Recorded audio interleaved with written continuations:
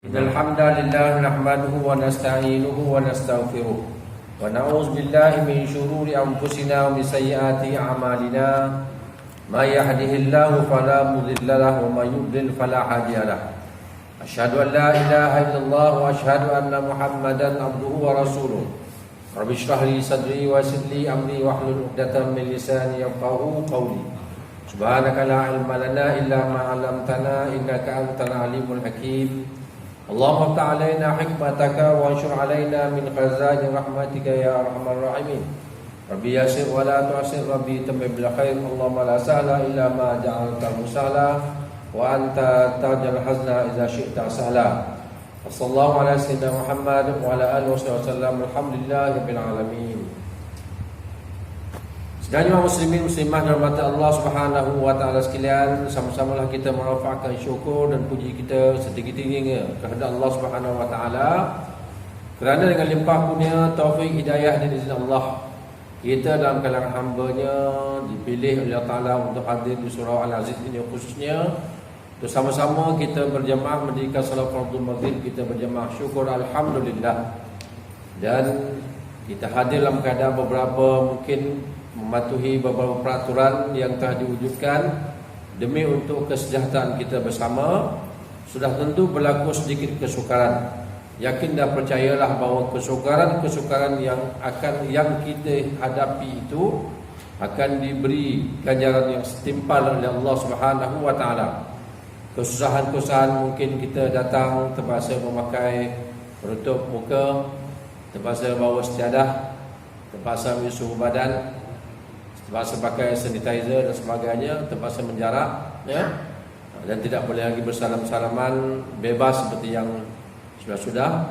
Jadi kesukaran-kesukaran itu semoga Allah Ta'ala memberikan jalan baik dan pahala yang berganda-ganda bagi siapa yang sanggup untuk berhadapan dengannya, dan masa yang sama sentiasa menghadirkan diri untuk berjamaah di mana jemaah itu didirikan, ya.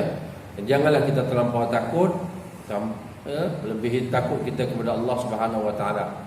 Jadi maknanya cuma kita berpada-pada, berjaga-jaga. Arahan dah dibuat kepada kita supaya kita tidak dikenai.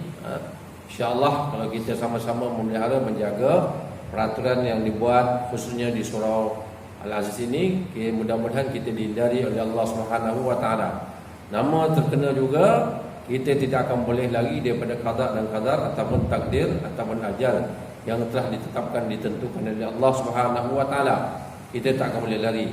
Bila datangnya, kalaulah ajal yang datang melalui ini, datangnya ajal kamu tidak akan tercepat walaupun satu saat, dan tidak akan terlambat walaupun satu saat. Mudah-mudahan kematian juga mendapat kematian sebagai mati syahid. Mudah-mudahan gitulah, ya. Baiklah muslimin muslimat dan mata Allah Subhanahu wa taala, saya meneruskan lagi yang kita baca dahulu berkaitan dengan salat berjamaah, ya, kerana satu ibadat yang sangat penting. Selepas kita bersyahadah, selepas kita mengaku kita beriman, kita bersyahadah bagi mengesahkan keimanan kita sebagai seorang muslim mukmin, maka Allah Taala menyuruh kita salat, ya, menyuruh kita salat. Ini merupakan satu ibadat yang sangat besar. Di samping ibadat-ibadat yang lain berikutnya sebagai tiang ataupun sebagai rukun kepada Islam itu sendiri, sembahyang, puasa, zakat, haji, ya. Jadi mana itu sebagai tiangnya yang mesti kita jaga, yang mesti kita pelihara, yang mesti kita lakukan menurut perintah Allah Subhanahu wa taala. Sembahyang kalau kita tidak dirikan, bayangkan tuan-tuan, dia merupakan as-salah imaduddin, tiang agama, ya. Barang siapa yang mendirikan sembahyang, maka dia mendirikan agama. Siapa yang tidak mendirikan sembahyang, dia meruntuhkan agama. Betapa besarnya dosa orang yang meruntuhkan agama kerana tidak sembahyang, kerana dia termasuk dalam bilangan orang yang meruntuhkan agama itu sendiri, kerana dia tidak mendapat contoh daripada orang lain sebagai orang yang memelihara agama. Jadi yang jagalah berkaitan dengan sembahyang ini. Kadang-kadang yang lampau tu biarlah dia berlalu. Yang perlu kita buat ialah mengqadanya. Kerana kita tahu bahawa dalam belajar akidah, ya, belajar akidah bahawa kita nanti akan mati, ya. Walaupun tidak melalui belajar akidah pun kita sudah nampak lihat bahawa kita pasti akan mati. Tidak ada orang yang hidup dulu sampai hari ini akhirnya berkesudahan dengan mati. Begitu juga kita. Bila kita mati besok, daripada sejarah, daripada pengkhabaran Al-Quran dan hadis, kita akan masuk kubur. Di kubur kita tinggal berapa lama dan akan dilakukan kiamat. Bila berlaku kiamat, iaitu akan dibangunkan kumpulan kita semula untuk ke padang mahsyar, yang mana kita sekalian akan dihitung. Dua perkara ya tuan-tuan. Matlamatnya dua perkara je. Yang pertamanya ialah nak melihat yang baik, dan yang keduanya nak melihat yang buruk untuk nak dinilai apa yang telah dilakukan, yang dia bawa semasa hidup di alam dunia. Kerana di dunia ini Allah Ta'ala berpesan kepada kita, buat yang disuruh, tinggalkan yang dilarang. Maka bila mana itu disuruh dan yang disuruh apabila Allah Ta'ala menyuruh, maka kita membuatnya. Mana dilarang kita meninggalkannya, maka nanti akan dihitung, akan ditimbang oleh Allah Subhanahu Wa Ta'ala pada hari kiamat. Bagi rekodnya ada, Allah Ta'ala mengutuskan malaikat Raqib dan Atid mencatat amalan kita setiap masa. Apa juga pekerjaan kita, bukan hanya sekadar sembahyang, apa juga yang kita lakukan, ya, semuanya dicatat oleh malaikat. Yang baik dimalaikkan oleh malaikat Raqib, yang buruk dicatat oleh malaikat Atid. Semuanya besok pada mahsyar diserahkan kepada kita, menjela-jela panjangnya. Menjela-jela panjangnya. Kita akan lihat di pada mahsyar besok, dan lepas itu barulah datangnya pengadilan Allah Ta'ala untuk dihisab dan ditimbang. Cuba bayangkan tuan-tuan, waktu hidup di dunia, satu perkara yang wajib yang Allah Ta'ala suruh kita lakukan, tiba-tiba kita tinggalkan. Berapa besar dosanya tertulis. Dan besok sama ada dosa ke pahala ke, dia akan diwujudkan dalam bentuk benda. Ya, kata ulama akan diwujudkan dalam bentuk benda yang boleh ditimbang. Ya, yang boleh ditimbang. Agaknya satu sembahyang yang kita tinggalkan, berapa besar agaknya dosanya. Tadi dia katakan sembahyang itu imaduddin, tiang agama. Satu sembahyang yang kita tinggalkan, berapa besar dosanya. Maka timbangan itu ada dua daun dacingnya, dua daun timbangannya. Satu merupakan daun tempat meletakkan amal kebajikan, pahala. Satu lagi daunnya merupakan tempat meletakkan amal buruk. Ya, apa juga amal buruk yang mendatangkan dosa diletakkan di suatu timbangan. Maka amal baik yang pahala kebajikan diletakkan di satu timbangan. Jadi kita tahu bahawa dua timbang nanti, barang siapa yang berat timbangan kebaikan akan masuk syurga. Barang siapa yang berat timbangan keburukan, dia akan masuk neraka. Jadi semasa hidup di dunia ini, kita sekarang ni sedang dicatatlah ni. Dicatat segala amal baik, amal buruk kita, dan dizahirkan dalam bentuk pahala, dan besok diwujudkan dalam bentuk benda untuk ditimbang sewaktu pengadilan Allah Ta'ala di padang mahsyar. Agak-agaknya berat ni dosa lah meninggalkan sembahyang satu waktu ni, macam mana agaknya? Terjongket tak agak kita ni nanti ni dua timbangan ni bila letakkan sembahyang ni, dosa pahala, dosa meninggalkan sembahyang, belum yang lain-lain. Kerana dosa meninggalkan sembahyang satu yang wajib yang diperintah Allah Ta'ala ni, ya, baru satu sembahyang, yang baru satu sembahyang. Kalau berpuluh-puluh sembahyang, kalau beratus-ratus sembahyang, kalau bertahun-tahun sembahyang, kalau sekali-sekala sembahyang yang kita tinggalkan itu, agak-agaknya berat belah mana agaknya. Sebab dosanya meninggalkan sembahyang ini bukan calang punya dosa. Sebelah kebaikan begitu juga. Dan sebelah kebaikan pula sembahyang ini ditimbang juga. Tapi nak ditengok, walaupun sembahyang itu sah, tetapi akan dinilai pula sejauh mana sempurnanya sembahyang itu. Adakah sembahyang yang dilakukan itu benar-benar mantap sehingga nilainya dapat 100%? Tapi Nabi pernah bersabda, mengatakan bahawa ada mungkin orang yang dapat sembahyang itu 1/10, 1/6, ataupun tak ada langsung pahala. Kerana nilai sembahyang yang lakukan itu tidak sempurna dengan sebab-sebab yang tertentu. Mungkin dia tak khusyuk, mungkin tak melakukan seperti mana yang ditunjukkan oleh Nabi kita Muhammad sallallahu alaihi wasallam. Ya. Jadi naklah berjaga-jaga dalam hal yang berkaitan ibadah salat ini, kerana Allah Taala suruh kita yang wajib ni 5 perkara saja. Ucap 2 kalimah syahadah yang rukunlah, yang rukun. Sembahyang 5 waktu semalam, puasa di Ramadan, membayar zakat dan juga menaikkan fardu haji. Ya, syahadah ni mungkin kita lafaz saja, agak mudahlah kan. Yang kedua ni sembahyang 5 waktu sehari semalam. Waktunya kita dah tahu. Yang ketiga puasa setahun hanya sebulan. Yang keempatnya berzakat. Itu kalau ada harta untuk dizakatkan. Yang kelimanya haji. Seumur hidup sekali saja, sekali je. Itu pun masih lagi bergantung kepada kemampuan. Tapi yang tetap kita melakukan hari-hari ialah sembahyang. Jadi jagalah sembahyang, jangan dengan sebab sembahyang yang kita tinggalkan itu nanti menjadikan dia dosa yang akan memberatkan timbangan di sebelah perkara yang dikatakan dosa yang membawa kepada maksiat, menyebabkan kita gagal untuk masuk syurga. Ya, maka berkaitan dengan dosa ini diingatkan kita oleh Allah SWT dan juga Nabi kita Muhammad SAW, iaitu ada caranya untuk kita nak menghilangkan ataupun dosa itu diampunkan, iaitu memohon ampun dan bertaubat kepada Allah Subhanahu wa taala. Berkaitan dengan sembahyang ini, bagaimana taubat? Ya, taubat pun disyariatkan. Nabi kita pernah melakukan sembahyang qada ini waktu Nabi tertidur dalam salat waktu subuh. Sepatutnya dia waktu subuh itu salat, tapi tertidur kerana yang berjaga pada waktu itu Bilal bin Rabah, tetapi dia tak terjaga waktu subuh. Akhirnya terbit matahari. Nabi berjalan dulu meninggalkan tempat itu sampai satu tempat Nabi kata pada kumpulan pasukannya, berhenti sini kita sembahyang. Jadi sudah siang hari lah. Mana qada lah tu. Jadi qada ini kalau sebab kita tertidur, yang keduanya terlupa, maka maknanya kita kena qada lah sembahyang.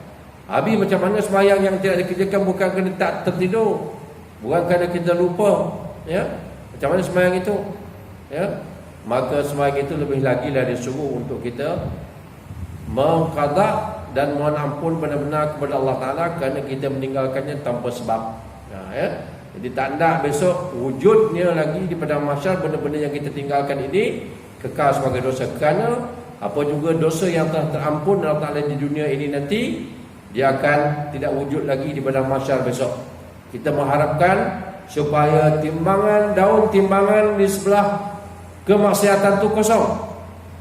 Ya, boleh tuan, dengan cara kita sentiasa mohon ampun dan bertaubat. Kan dia beri jalan kepada kita, mohon ampun dan bertaubat. Semoga Allah Taala mengampunkan dosa dan menerima taubat kita. Yang ada hanya sebelah kanan, iaitu timbangan daun yang kebajikan tadi tu. Jadi akhirnya masih syurga lah.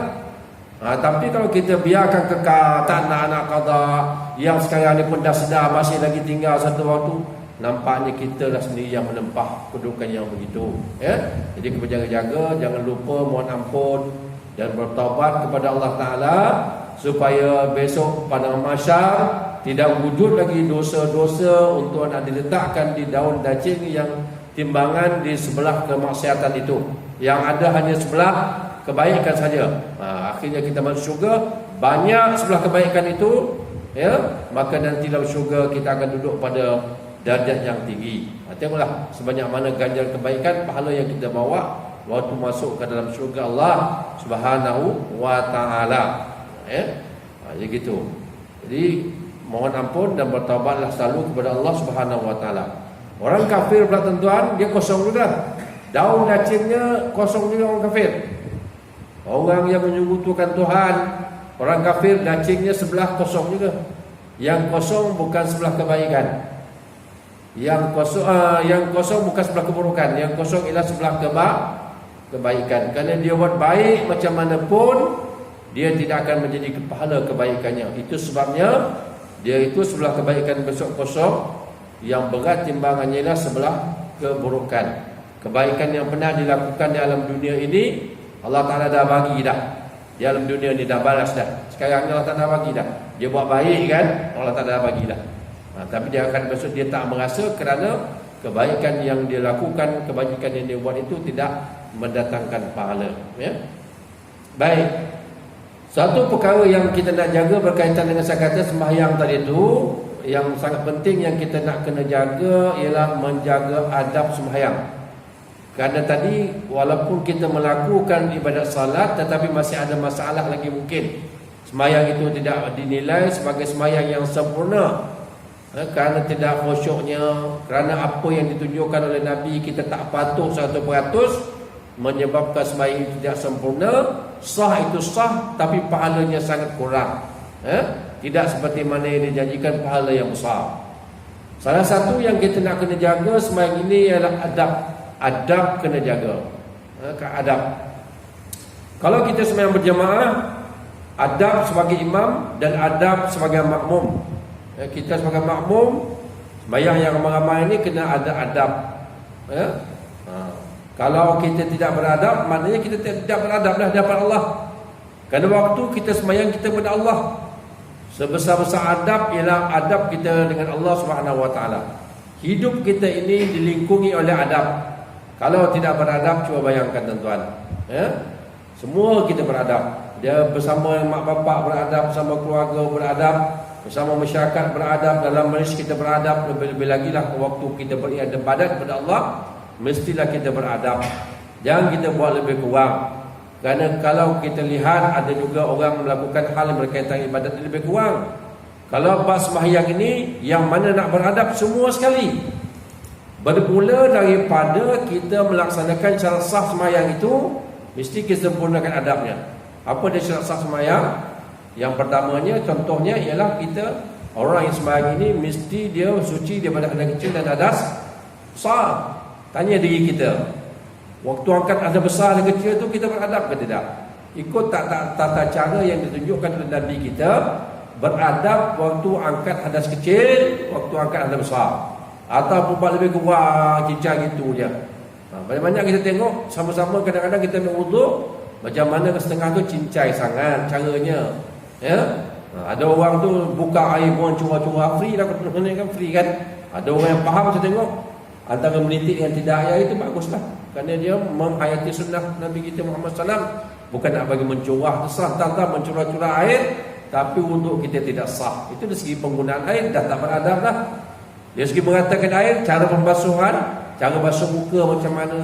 Apakah lepas kita ambil waktu kita wuduk tu bismillahirrahmanirrahim, terus kita baca niat tu basuh muka? Tidak. Tata cara berwuduknya macam mana? Yang mula kita bismillahirrahmanirrahim, basuh tangan, kumur-kumur, basuh air ke hidung 3 kali, kemudian baru kita bismillah, baru kita basuh muka. Itu adabnya. Dan adabnya basuh 3 kali setiap basuhan. Daripada mana? Daripada atas basuh ke bawah ini. Tangan pun begitu juga 3 kali daripada ujung sampai ke sini. Adabnya. Kalau kita menjulur gitu je, sah. Tak ada siapa kata-kata tak sah, selagi air itu merata kawasan wuduk itu sah. Baru seterusnya sampai kepala, sampai sembut telinga, sampai ke kaki, doanya, barulah seseorang itu telah mendapat satu wuduk yang sempurna, kerana dia melakukan adab. Kerana wuduk itu juga merupakan satu ibadat pada Allah Subhanahu Wa Taala. Ini saya harap sama-sama kita hayati, supaya besok kita di padang mahsyar tak menjadi dulu aku buat ibadat ni tapi macam tak ada pahala je. Sebabnya mungkin itulah bila katakan apa juga yang kita lakukan di dunia ini. Contoh kita nak pergi berinterview lah, untuk berduga kan, nak minta kerja ke sebagainya, bawalah macam mana tinggi pun sijil yang kita bawa. Kalau kita berdepan dengan orang itu, bagi sijil, letak je atas meja kan, tengoklah sijil saya, tengoklah kelulusan saya. Datang duduk je, orang tak suruh duduk lagi, tak ada salam pun. Haraplah lebih akan interview penduga nanti dia akan panggil orang yang apa, yang mungkin kurang sikit kelulusan sebagainya, tapi masuk penuh adab, penuh sopan adab, yang itu lebih dimuliakan. Ya, malaikat pun besok cabut nyawa kita pun antara beradab dengan tidak larang kita nanti. Orang yang beradab, bagaimana Allah Ta'ala Nabi berfirman Quran, ya ayatuhan nafsul mutmainnah irji'i ila rabbika radiyatan mardiyah fadkhuli fi ibadi wa dkhuli jannati. Wahai jiwa yang tenang, dia tengok manusia ini besar adabnya. Ya, baliklah kamu kepada Tuhanmu yang menjadikan kamu, ya, ya ayatuhan, wahai jiwa yang tenang, irji'i ila rabbika radiyatan mardiyah, kembalilah kamu kepada Tuhanmu yang redha lagi meridai, fadkhuli fi ibadi, masuklah golongan hamba-Ku, wa dkhuli jannati, masuk dalam golongan hamba-Ku yang akan masuk syurga. Tapi yang tidak beradab tadi, hidup di dunia, tengok kenapa dia tak beradab, tataan Tuhan tak beradab lah. Maka malaikat cabut seperti mencabut suatu ranting yang berduri daripada dalam kapas. Berjurai-jurai lah. Kemudian bawa naik ke langit sana dalam keadaan busuk begitu, dan malaikat pun siapa punya roh yang busuk ni sebagainya. Bagi yang tadi taat tadi, bawa daripada kain bersyurga, letakkan di situ, bawa siapa punya roh yang harum ni, para malaikat tu mendoakan. Jadi begitulah pentingnya adab, ya. Jadi bila kita tadi saya beritahu tentang contoh bersuci waktu kita berwuduk, waktu buang najis pakaian begitu juga. Waktu kita nak sembahyang, pakaian kita macam mana, adab yang kita nak kena jaga. Kita kepada Allah Taala kan. Ya. Bersih dia bernajis tu mestilah. Kalau bernajis maknanya sembahyang kita tidak sah, kena bawa najis. Ya, pakaian kita, tempat sembahyang dan juga badan kita. Dan bukan hanya najis, jaga juga daripada kekotoran yang tidak najis. Ya, ada kekotoran yang tak najis. Kalau kena minyak hitam ke tak najis, ataupun kena sesama ke tak najis, kotor, tapi nampak kotor kan. Jadi pun nak kena elakkan, kerana adab kita nak menghadap Allah waktu kita sembahyang, ya. Baik, begitu juga menghadap kiblat. Bagaimana adab kita menghadap kiblat? Kita menghadap kiblat, kita nak menghadap Allah, ya, iaitu berdiri dengan betul, menghadapkan dua-dua kaki seperti nombor 11, bukan pencong ke sana kemari. Berdiri, mata kita lihat tempat kita sujud. Itu adab waktu kita berdiri contohnya. Jadi kalau kita tak patuh tu semua, maknanya kita menafikan adab, buat lebih kurang. Kita bimbang nanti tak capai perkara yang dikatakan nak sempurna, takut kita Allah Ta'ala tidak menerimanya, ya. Jadi besok kita harap dah buat dah, memang buat bertahun-tahun sampai ke mati kita buat, tapi rupanya kita buat dalam keadaan kurang adabnya. Baik, salah satu dia katakan adab makmum kita sembahyang ini mengangkat takbiratul sembah takbiratul imam. Ini pentinglah. Yang ini hukumnya rukun dah. Kerana adab ini dia merangkumi semua, yang sunat ke yang rukun ke, dirangkumi oleh perkara yang adab. Jadi adab makmum waktu angkat takbir, bertakbir Allahu Akbar, jangan dahulu pada imam. Jangan bersamaan. Pastikan benar-benar imam telah bertakbir. Itu sebabnya sebagai makmum syarat sahnya ialah dia mesti tahu pergerakan imam dalam sembahyang. Kalau tak tahu pergerakan imam, sembahyang dia tidak sah. Kalau dia terlindung di belakang sana, ada orang yang dia pandang, dibuka pintu tu sebagai panduan, orang pintu tu mestilah amanah. Kalau dia buat tak amanah, imam buat lain, dia buat lain, dia tanggung dosa. Orang depan pintu tu namanya wasitah, perantara tu, ya. Perantara, imam buat macam mana dia buat. Yang buat macam yang menjadi perantara itu pun dia makmum juga, jangan mendahului imam, ya. Ataupun ada berbalik, Allahu Akbar, Bismillah liman hamidah, kan. Bila berlaku blackout ke, suara tak dengar, itu nak beri panduan. Jadi kalau takbir tadi mestilah selesai, ya. Allahu Akbar, Allahu Akbar, itu yang pertama. Dikatakan saya mendahului imam pada takbiratul ihram, sama-sama lafaz syak pada takbir. Syak kita ni tadi berlaku ke sedikit sama dengan imam ucapan, maka sembahyang kita tidak sah, takbir semula, ya. Kemudian jangan lama sangat. Kalau kita lama sangat, ya, imam dah pasti dah takbir, dah ke takbir Allahu Akbar, kita tunggu lagi. Rugi pula kita mendapat pahala yang afdal lah, ya. Jadi sejurus imam takbir Allahu Akbar, Allahu Akbar. Kalaulah imam pula tiba-tiba tak macam mana, salah niat sembahyang maghrib, pergi sembahyang isyak kan niat dia kan. Makmum sudah angkat dah. Imam kena belajar lebih sikit. Kena belajar lebih maknanya macam mana. Jangan menghadap ke belakang, tunggu, letak tangan balik. Kan? Batalkan sembahyang kerana saya salah niat. Tak perlu, ya. Imam hanya perlu buat macam mana? Dia angkat takbir dan berniat semula. Makmum biarlah kita depan tu, tidak apalah, jangan jatuh tangan. Kalau jatuh tangan nanti makmum nampak imamnya hal ni, kita dah takbir kan, tiba-tiba jatuh tangan, tak payah.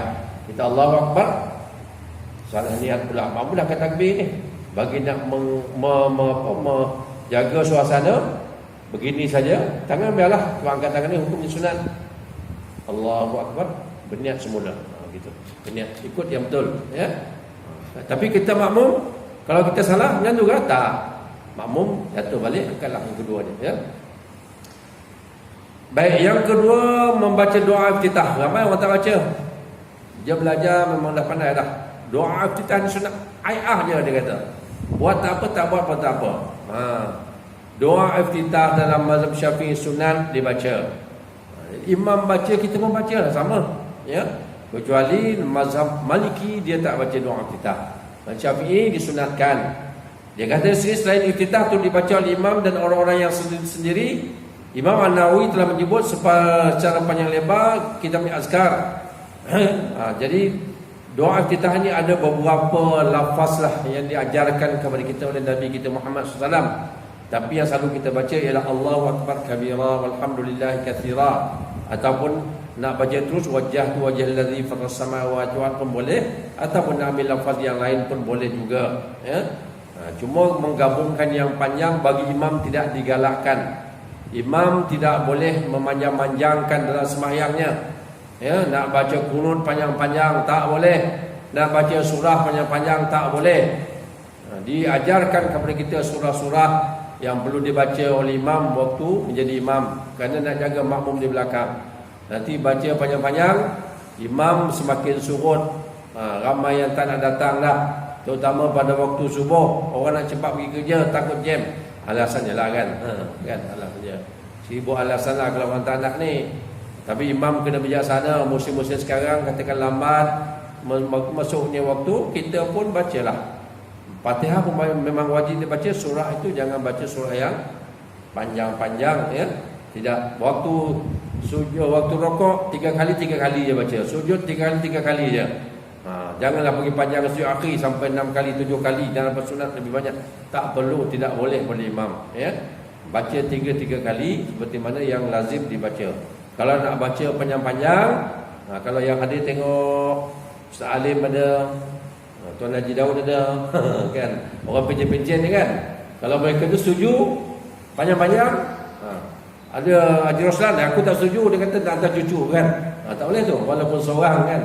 Walaupun seorang tak setuju, maknanya tak boleh baca ikut macam mana biasa, iaitu membaca dengan pendek lah, ya.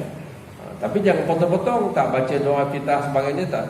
Orang membaca doa iftitah ini, kalau dalam mazhab Imam Syafi'i, sekalipun imam sudah membaca surah Al-Fatihah, kalau kita rasakan ada masa nak baca, kita kena baca, ya. Jangan kita tinggalkan begitu je doa iftitah. Tetapi kalau kita makmum masbuk, berjaga-jaga. Kalau makmum masbuk, kalau dia tak ada masa, nanti dia takut bila dia baca, tengah-tengah dia baca, imam itu rukuk sedangkan dia masbuk, maka menyebabkan dia susah. Sebab ada ulama mengatakan dia kena baca pula sepanjang ayat yang dia baca tadi, surah Al-Fatihah. Dan dalam masa sama mesti dapat rukuk pula. Bilalah kita nak rukuknya, kerana bila dah ganti itu, imam dah rokok, kita baru nak mula ganti. Tengah-tengah ganti, imam dah i'tidal, maka susah. Maka yang ini berhati-hati. Kalau kita masuk kemudian, imam dah takbir dah, ya, kita pun rasa imam, terutama sembahyang yang sir, suara perlahan, kita tak tahu pada kedudukan mana imam, maka kita pun Allahu Akbar, teruslah baca Fatihah. Fatihah yang mula di mana? Bismillah, bukan A'udzubillah, ya. Bismillahirrahmanirrahim.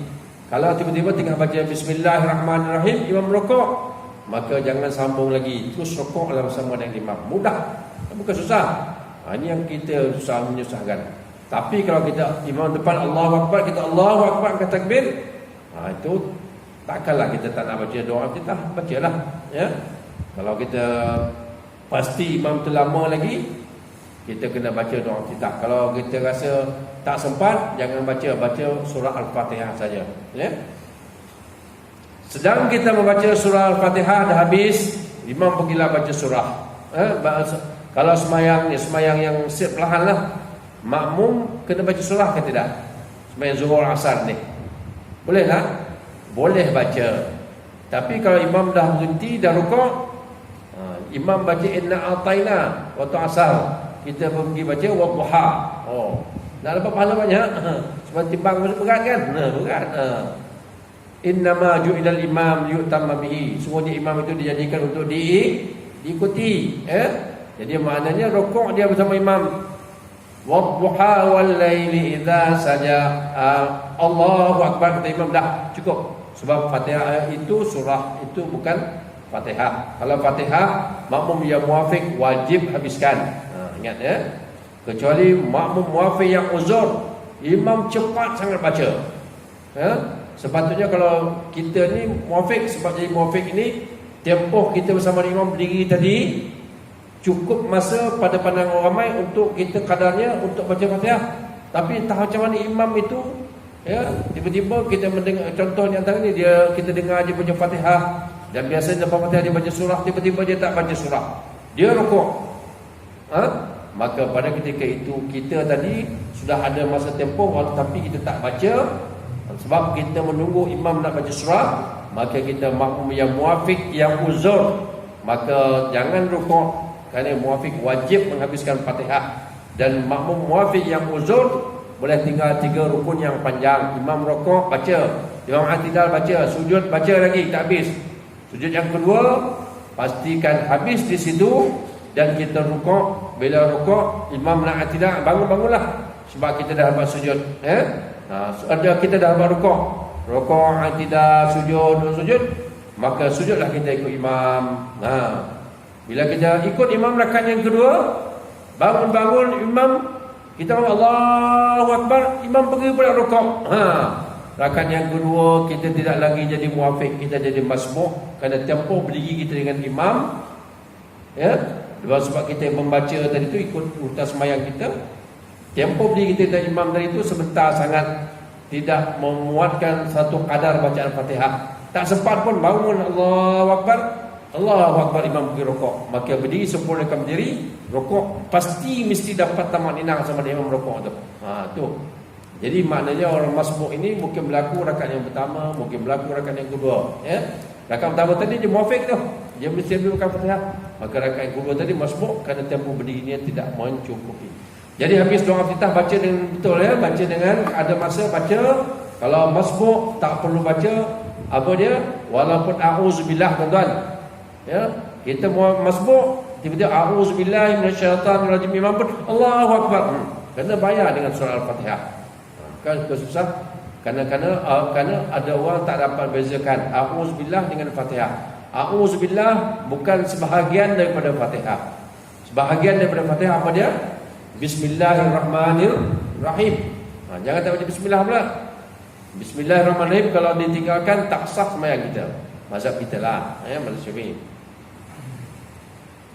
Yang tidak perlu baca doa kita ialah orang sembahyang jenazah. Dah eloklah kan? Menjaza Allahu akbar, baca apa? Baca apa? Sembahyang jenazah baca apa? Takut nak jawab ya. Baca Fatihah kan?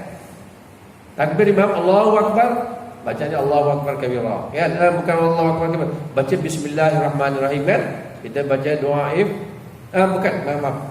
Baca Fatihah, doa kita tak payah. Cuma kita kena faham sembahyang jenazah ni kadang-kadang orang tak pernah belajar pun berkaitan macam mana masbuk sembahyang jenazah. Macam mana sembahyang jenazah? Ada. Kalau kita datang kemudian, ya, tak tahulah imam tu kita sampai dia dah berada sembahyang dah. Dia baca apa pun kita tahu. Kita pun masuk Allahu akbar. Imam pun Allahu akbar. Kita tak baca Fatihah lagi. Maka kita takbirlah dengan Allahu akbar. Tapi kita takbir yang keberapa dah? Takbir yang keberapa tu? Takbir yang kedua. Yang pertama tadi tak sempat baca Fatihah. Itulah maknanya makmum yang basmuk pada sembahyang jenazah. Kalau pada takbir yang kedua kita baca apa? Allahumma shalli ala sayyidina Muhammad. Ya. Sebab yang pertama tadi kalau kita imam dah angkat takbir Allahu akbar, kan kita pun terima Allahu akbar. Ni kita tak ada jemaah tu lah. Kita kemudian Allah tak tahulah kita pada takbir yang apa. Allahu akbar, bismillahirrahmanirrahim, alhamdulillahirabbil alamin, Allahu akbar. Maka kita Allahu akbar, cuma cukup sekadar alhamdulillahirabbil alamin. Maka kita pergi, walaupun imam pada masa itu baca Allahumma la tahrimna ajrahu, yang takbir yang keempat dia berkata assalamualaikum warahmatullahi. Kita tambahlah lagi Allahu akbar, Tadi baca apa? Allahumma salli ala Muhammad pula. Allahu akbar. Allah maghfir lahu. Allahu akbar. Allah la tahrimna ajrahu. Assalamualaikum warahmatullahi. Tu ya. Jangan kita kena faham juga tu. Kalau tak sah sembahyang jenazah kita. Allahu akbar. Imam pun Allahu akbar. Takbir lain kita pun habis pulut baca bismillahirrahmanirrahim alhamdulillahirabbil maliki yaumiddin. Tak boleh ya. Baik, seterusnya menumpukan sepenuh perhatian kepada bacaan imam yang dinyaringkan. Jadi kalau kita berdiri ya, kalau kita tak ada membaca apa semua, kita dengar imam yang dibaca nyaring ya. Imam baca iaitu sembahyang maghrib, sembahyang subuh dengan sembahyang isyak ya. Imam jangan tak baca kuat pada 2 rakaat yang pertama. Boleh menjadikan makmum tak sah sembahyang nanti. Ya. Karena makmum di belakang itu dia tahu sembahyang maghrib, sembahyang isyak, sembahyang subuh 2 rakaat bagi maghrib, 2 rakaat bagi isyak, dan sembahyang subuh kedua rakaatnya sembahyang kuat. Tiba-tiba imam sunyi-sunyi sepi je. Ya. Bila makmum beranggapan makmum imam ni pandai ke tidak sembahyang ni, maka pada ketika itu kalau anggapan dia tak pandai imam tu, makmum tadi ulang balik sembahyangnya. Sembahyang makmum itu tidak sah. Jadi imam kena angkat suara. Kadar macam mana angkat suara? Iaitu melebihi daripada kalau didengar oleh makmum yang lain tu, maknanya kuat lah tu. Kalau kadar perlahan, jangan sampai tak ada suara langsung. Perlahan ini syirk mesti didengar oleh telinga kita. Ya. Tapi bagi takbir pasti juga kena kuat juga. Bagi imam sembahyang zuhur, asar ya. Allahu akbar, doa hanya perlahan. Fatihahnya perlahan. Nak turun rukuk, Allahu akbar. Takbir-takbir itu kena kuat ya. Sebab nak bagi tahu kepada makmum perubahan daripada satu rukun ke satu rukun yang lain ya. Senyap kan ya. Senyap pun jangan sampai tidak bergerak bibir, tak ada suara. Kalau tak ada suara, tak didengar oleh telinga sendiri, sembahyang itu tidak sah. Kerana rukun qauli mesti dikeluarkan suara, sekurang-kurang kadang didengar telinganya, ataupun nak bagi lebih didengar oleh jemaah yang di sebelahnya ya. Tidak perlu membaca apa-apa ketika bacaan Fatihah imam, melainkan bacaan yang benarkan seperti doa kita. Tengok, kalau imam kita masuk awal dengan imam kan sama. Waktu doa imam tadi itu, imam baca Fatihah, kita tak habis lagi doa kita. Apakah kita berhenti? Imam kata bismillahirrahmanirrahim, kita baru baca wajah tu, berhenti? Tak payah berhenti. Bacakan. Dibenarkan, disunatkan dalam Syafi'i, walaupun imam itu sudah membaca kuat, untuk kita menghabiskan doa iftitah kita ya. Baik. Kadar suara ni saya dah bagi tahu. Pasti jangan, kerana terlalu ada, ini adab ni, ini adab ya. Adab tu saya kata merangkumi lah. Perkara rukun pun dirangkumi, perkara sunat pun dirangkumi. Jadi maknanya orang yang tidak mengikut tata cara ni, orang tu bukan saja tak menyempurnakan rukun, tetapi tidak beradab. Jadi sembahyangnya dibatal. Bagaimana pula dengan kadar kekuatan dah sudah, kadar kekuatan suara dalam suara bising sunat mengucapkan amin serentak dengan imam dan tidak mendahulukannya. Jangan berat mulut ya. Makmum bila imam kata amin, naklah serentak ya. Naklah serentak dengan imam untuk amin. Tengok sini hadis Nabi mengatakan, An Abi Hurairah radhiyallahu anhu Nabi sallallahu alaihi wasallam qala idza ammana al-imam fa aminu fa innahu man wafaqa ta'minu ta'minal malaikah ghufira lahu ma taqaddama min dhanbi. Fa qala Ibnu Syihab kana Rasulullah sallallahu alaihi wasallam yaqul amin. Daripada Abu Hurairah radhiyallahu bahawa Nabi bersabda, bila imam ingin menyebut amin selesai baca surah Al-Fatihah, maka hendaklah kamu menyebutnya juga. Sungguhnya siapa yang baca amin bertepatan dengan amin malaikat, maka dia akan diampuni Allah Ta'ala pada dosa yang lalu. Dosa kecil tentuan senang ya, senang sekadar apa, tapi jangan senangnya suruh buat dosa kecil banyak. Bukan itu maknanya. Kalaulah kita tak mohon ampun sekalipun, kadang-kadang dengan cara begini pun, ataupun dengan cara kita buat satu sembahyang lagi, dosa kecil di antara satu dengan satu tu terampun. Tapi dosa besar perlu kepada taubat.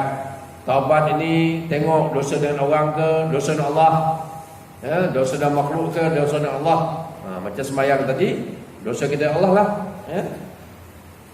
Kemudian itulah kelebihan bagi orang yang amin tadi. Jangan kita buka mulut, angkat suara amin. Amin, ada orang macam tu kan.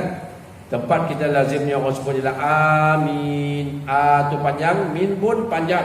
Saya tak nak ulas panjang-panjang ni ya. Kalau nak ulaskan panjang cerita ni, uraiannya panjang, saya ambil potong-potong dia. Jadi amin.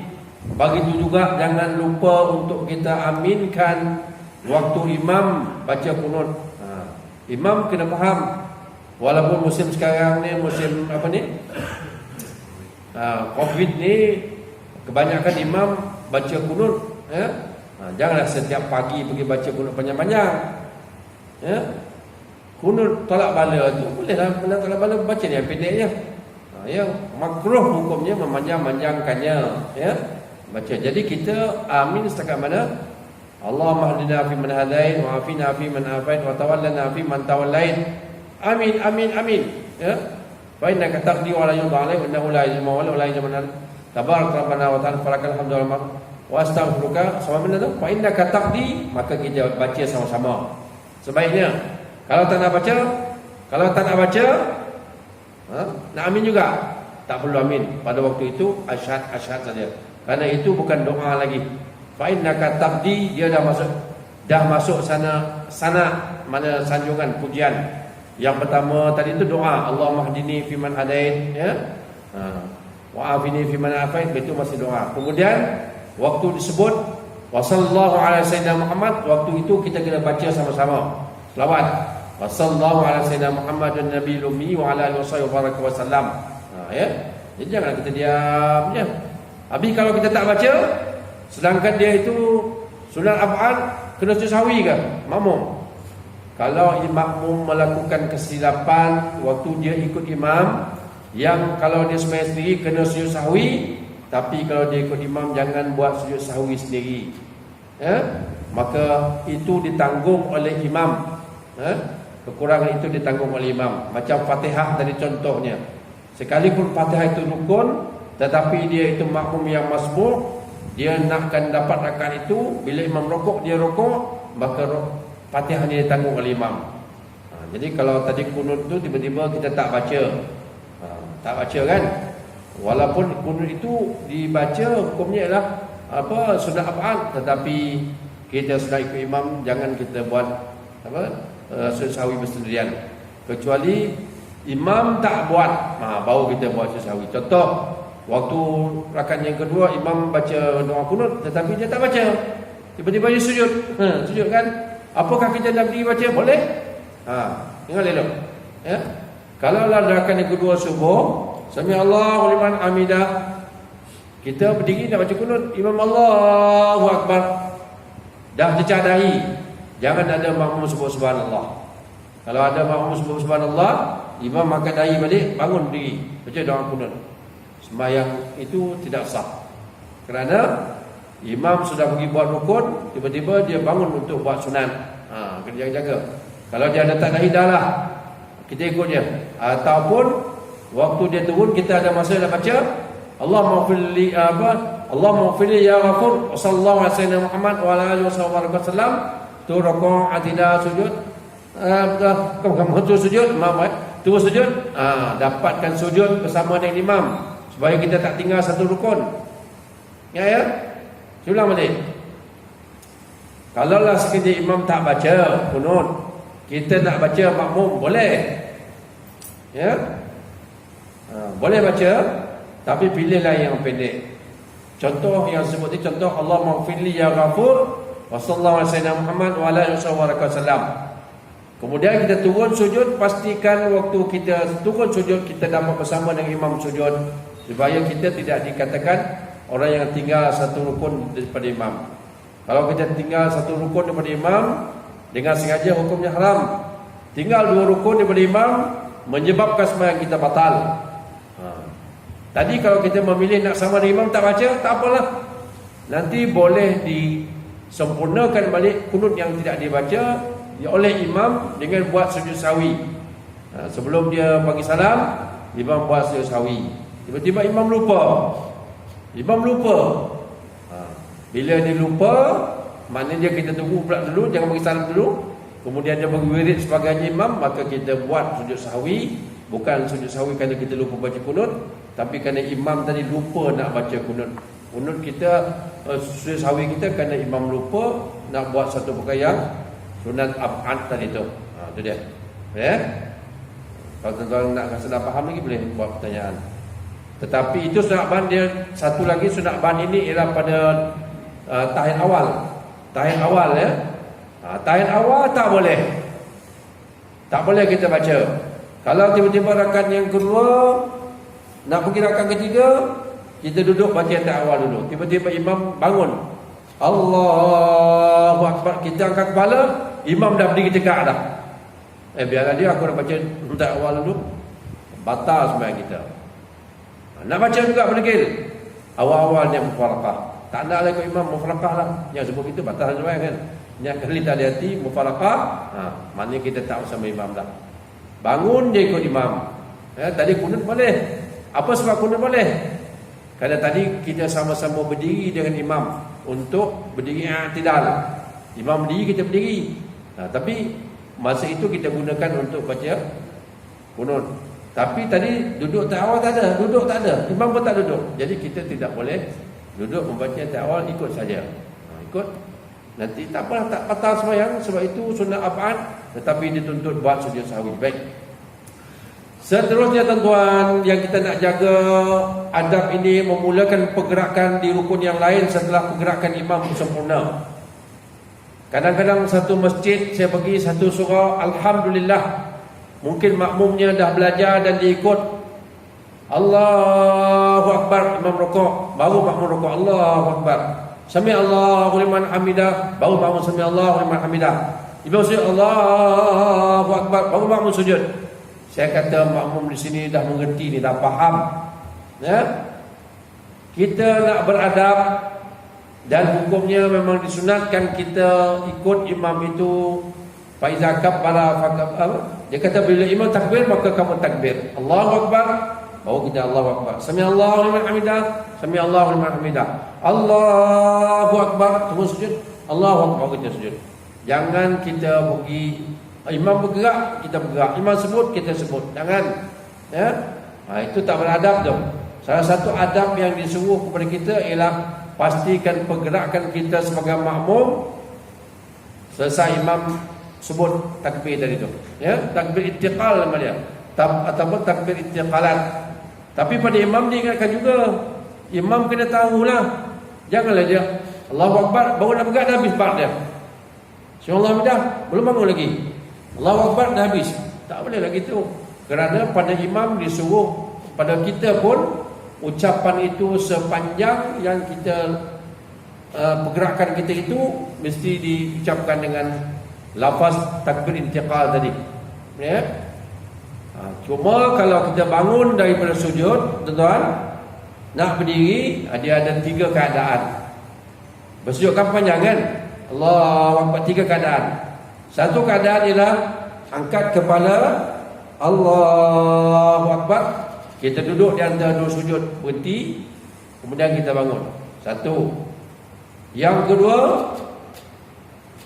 angkat kepala bersujud, diam, duduk istirahat.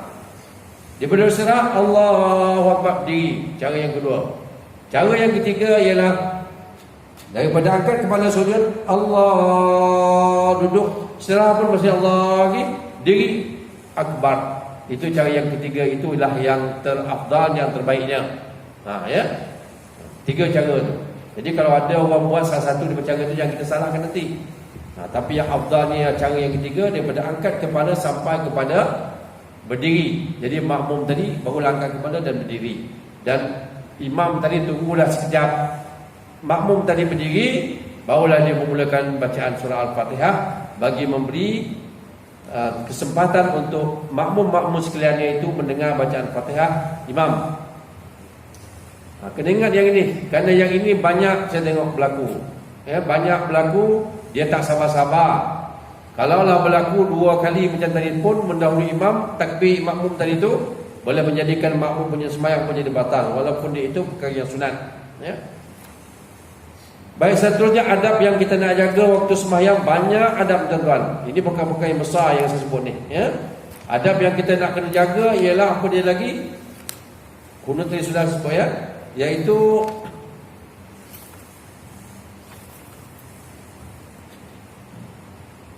mengingatkan imam apabila imam terlupa atau ragu-ragu pada bacaan ayat Al-Quran. Fatah atau talqin nama dia, ya. Fatah atau talqin maknanya kita ingatkan imam. Kalau dia tersangkut bacaan, kita sambungkan.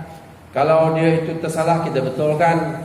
Kalau dari segi perbuatan, kalau dia salah, ucapan kita ialah apa dia? Subhanallah. Kalau dia segi bacaan, kita betulkan bacaan dia. Jangan kita baca pendek-pendek je, ya. Wadduha wal laili idza saja ma wadda'aka rabbuka wa ma qala. Apa tu? Walal akhiratu khairul laka minal ula, kan? Dia sebut wala, ya. Walal. Tak. Baca habis satu ayat tu supaya imam dapat sambung, ya. Itu kita cara kita nak membetulkan bacaan imam, ya. Dan niat kita bukan niat kita nak membetulkan imam, niat kita naklah niat zikir. Kalau kita niat membetulkan imam, batal sembahyang kita. Niat kita zikir, ya. Kalau perempuan nak betulkan, ialah macam tu je. Tak payah tukar-tukar tangan. Macam tu dah. Daripada sini, ni kan. Jadi kuat sikit, ya. Itu maknanya ada berlaku kesilapan dari segi betul, ya.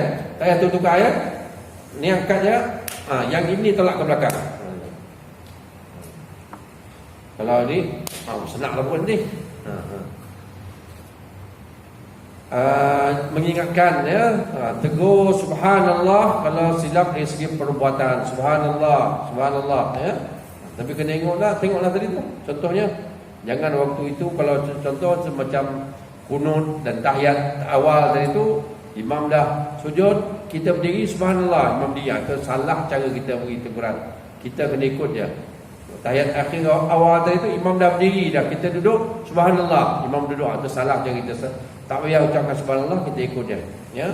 Kalau imam itu menambah rakaat dia dan cukup dah 4 rakaat, imam bangun rakaat yang kelima, kita duduk, jangan bangun. Subhanallah, imam tak peduli pun. Kita memang yakin dah 4, imam dah bangun, imam tengoklah. Kalau dia yakin belum cukup, dia jangan duduk dengan ucapan subhanallah daripada makmum. Teruskan saja buat 1 rakaat lagi. Tapi kalau dia yakin, dia terlanjak, naklah dia turun balik, ya.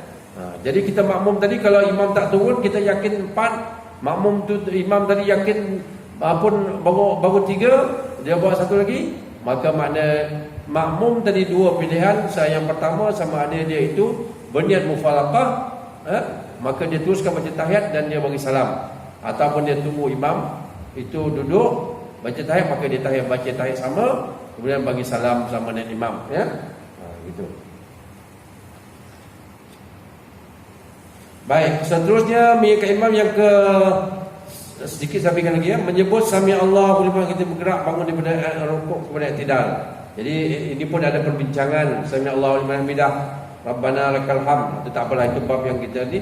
Jadi maknanya sama jugalah ucapan kita macam Allahu Akbar, kena imam tadi kena angkat suara, ya. Kemudian seterusnya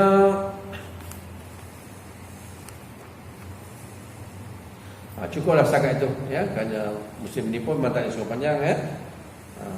Ada adab, jadi itu hanya sedikit sangat adab yang saya sebut tadi itu bagi makmum dalam sembahyang. Jadi kalau nak sebut adabnya, dia merangkumi semua perkara, yang rukun, yang sunat, buatlah dengan penuh adab. Jangan kita buat lebih kurang, kerana nanti kita bimbang sembahyang kita tak jadi sempurna, maka akhirnya mengurangkan pahala ataupun tidak berpahala langsung. Jadi kita tak naklah begitu. Jadi itulah, kalau kita nak sambung nanti, kita boleh sambung lagi adab imam pula, dan adab makmum selepas sembahyang, dan juga adab imam selepas daripada sembahyang. Jadi insya-Allah tuan-tuan, bagi kita kalau ada apa-apa persoalan, saya bukalah kepada tuan-tuan sekalian, insya-Allah.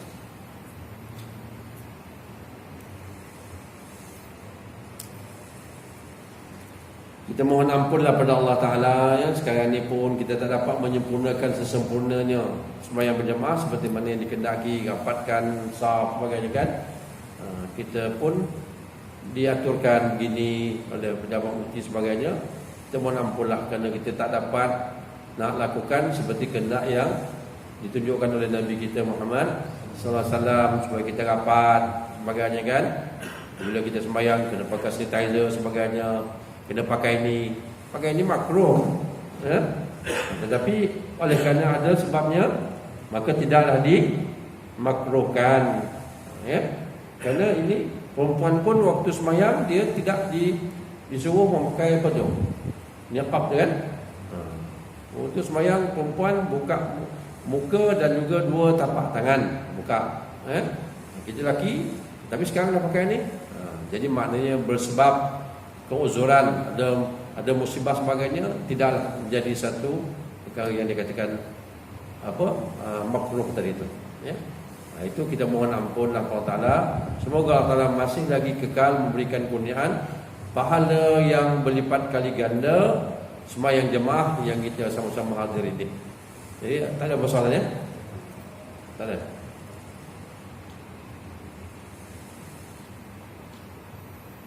Kalau tak ada cukuplah. Mudah-mudahan sama-sama kita fahami, insya-Allah ya, ada masa nanti kita sambung. Yang baik itu datangnya daripada Allah. Saya selalu kelemahan saya. Kepada tuan, perempuan, jemaah perintah sama-sama kita baca tasbih kifarah dan juga surah Qasas. Subhanallah walhamdulillah asyhadu an la ilaha illa anta astaghfiruka wa atubu ilaik. Bismillahirrahmanirrahim. Al-'asr innal insana lafi khusr. Alladzina amanu wa 'amilus shalihat wa tawassaw bil haqq wa tawassaw bis sabr. Assalamualaikum warahmatullahi wabarakatuh.